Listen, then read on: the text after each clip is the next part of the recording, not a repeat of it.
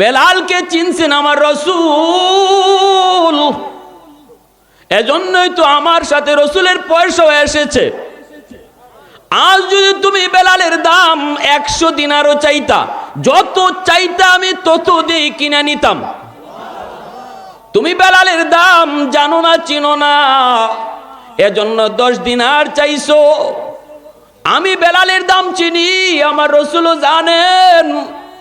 যদি তুমি আজকে যা চাইতা তা দিয়ে কিন্তু বেলালকে কিনে নিতাম। অতএব আমি ঠকি নাই রে উমাইয়া, ঠকছো তো তুমি, ঠকছো তুমি। এই বইলা বেলালে হাফসিকে কিনে আনলেন।